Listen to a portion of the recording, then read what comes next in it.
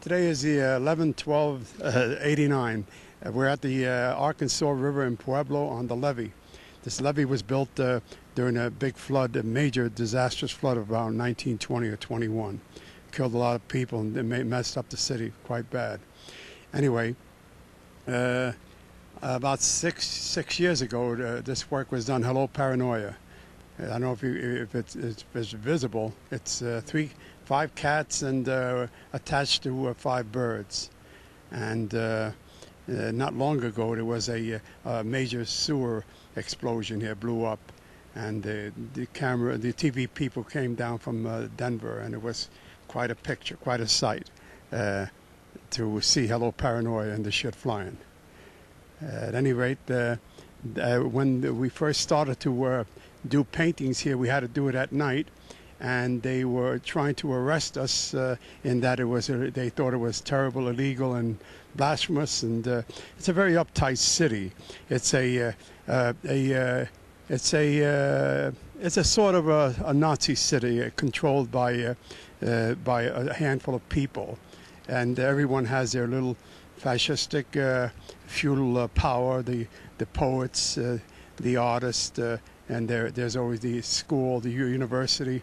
It's an almost impossible city to live in. You have to fit into your box and keep sucking, or you might as well just go to the mountains and die.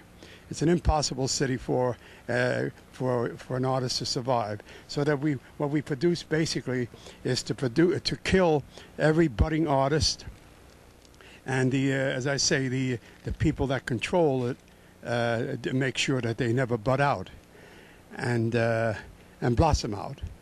And how did I survive? Well, I'm going to be 73, and I'm like a mule that has learned, or I would say a New York City rat. I came here about 15 years ago, and I know my ways in the rat holes.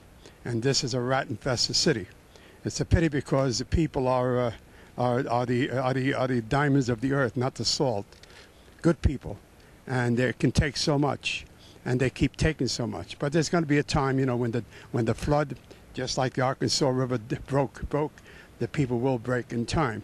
Maybe they'll learn lessons from Beijing, and maybe in East Europe. Who knows? The chickens may come home to roost. Now, this is about the largest mural in the world. I think it's about 5 miles long. And it first started as a no-no and a taboo and looking to arrest, so we had to paint at night. And the city was very uptight because the newspaper controls the total city, and probably 1 or 2 people control the radio and the media. This city is like Nazi Germany. No expression. All you have is psychiatrists, lawyers, and churches. And the steel mill. A word about the steel mill.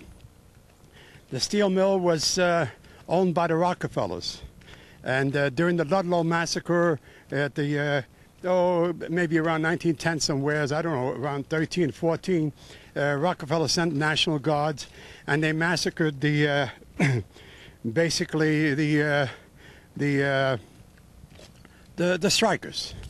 And what happened was it was one of the first times that the Chicano and the Italians united to fight Whitey, and it was an honorable moment.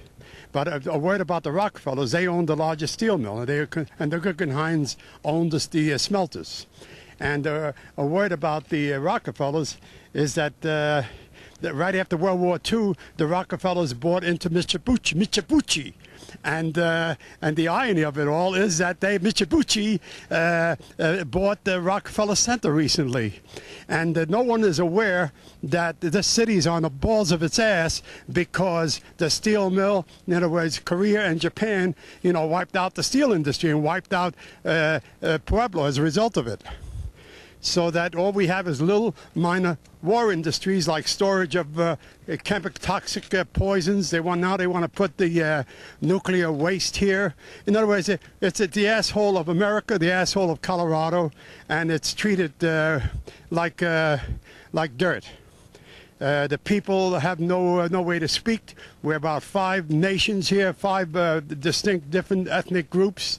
basically about maybe 50 or 55% of the people are Chicano, and one faction hates the other, and they have us equally divided, and so that there's no unity amongst the people.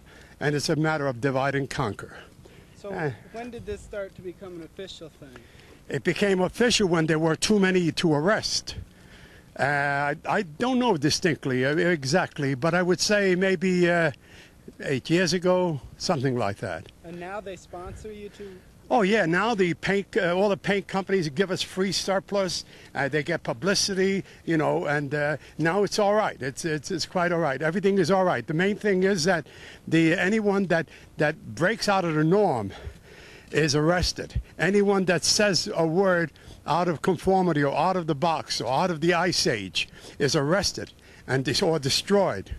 So it's sometimes these things, you know, they explode, and that's why, you know, this city is in a can, you know, waiting to explode.